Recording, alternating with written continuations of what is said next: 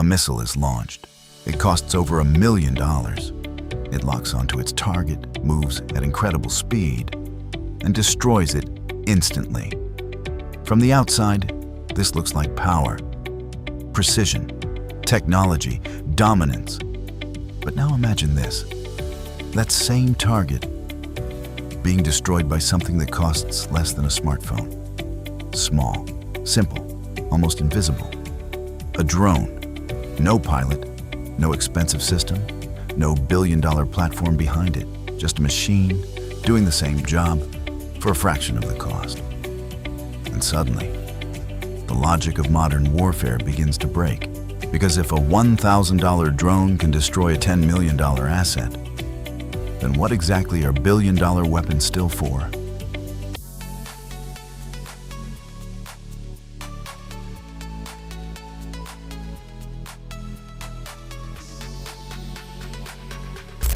Chapter 1. The setup for decades. Military power was built on one idea. Bigger, faster, more advanced. Fighter jets worth hundreds of millions. Warships costing billions. Missile systems designed with extreme precision. The assumption was simple. The more advanced your technology, the more dominant you become. And for a long time, that worked. Because only a few countries could afford that level of power, which meant control stayed concentrated, predictable, manageable. But that balance is now shifting. Because drones have changed one critical variable, access. You no longer need massive budgets to create real battlefield impact. You just need something small, cheap, and effective. Chapter 2. The problem. Drones looked like support tools, used for surveillance, reconnaissance, monitoring. Nothing that could replace major systems. But that assumption didn't last. Because drones didn't just observe. They adapted. They became weapons, capable of carrying explosives, capable of targeting vehicles, capable of striking with precision, and most importantly, capable of being produced at scale. Not one, not 10, but hundreds, even thousands. Now imagine defending against that. A swarm of small drones approaching from different directions. Low altitude, hard to detect, even harder to track. Each one individually weak, but together, overwhelming.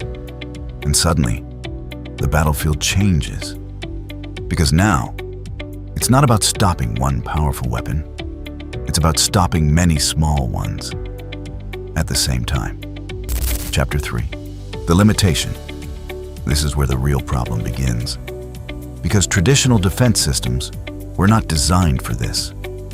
They were built to stop high-value threats. Missiles, aircraft, large, identifiable targets. And they do that extremely well. But using those same systems against cheap drones creates a dangerous imbalance. Imagine this, a $2 million interceptor missile used to destroy a $2,000 drone. Technically, it's a success. The threat is eliminated. But strategically, it's a loss. Because the math doesn't work. Every time you defend, you spend more than the attacker. And if that continues, the outcome becomes predictable. Not because you're losing battles, but because you're losing sustainability. This is the trap. Not technological weakness, but economic pressure. Chapter 4, the turning point. There's a moment where this imbalance becomes impossible to ignore. It's not when a drone destroys something major.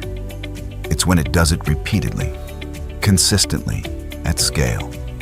A tank disabled by a drone, a radar system taken out, a ship damaged. Not by overwhelming force, but by persistence. And here's what makes it different. You can replace a drone easily. You cannot replace a billion-dollar system quickly.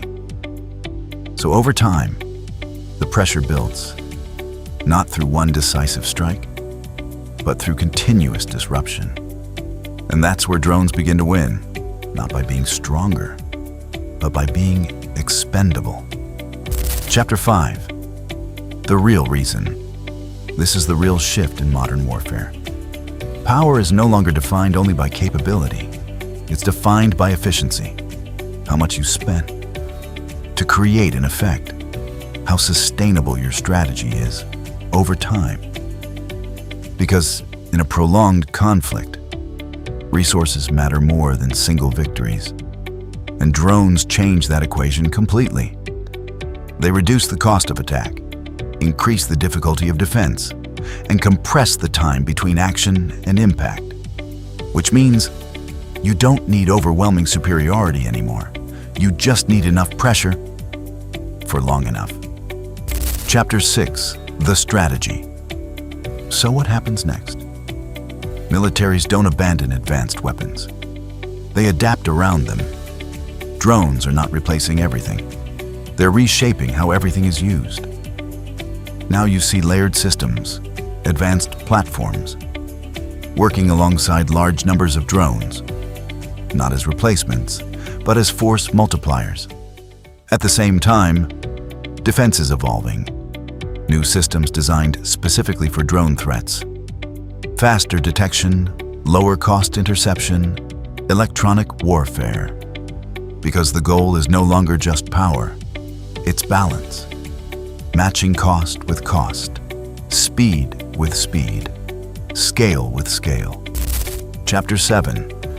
The bigger implication. This goes beyond drones. Because what this reveals is a deeper shift. The barrier to entry in warfare is dropping. What once required massive infrastructure can now be done with minimal resources, which means more actors, more unpredictability, more complexity.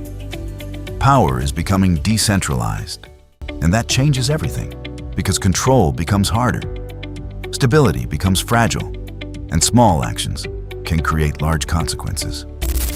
Chapter 8. Ending.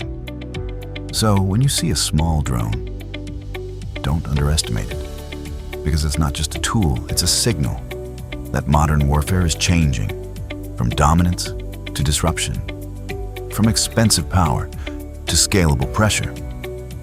Because in the end, the most dangerous weapon is not always the most advanced. It's the one that changes the rules. If you want to understand how modern warfare is really evolving, not just through technology, but through strategy, subscribe to War Logic. Because what looks small is often what changes everything.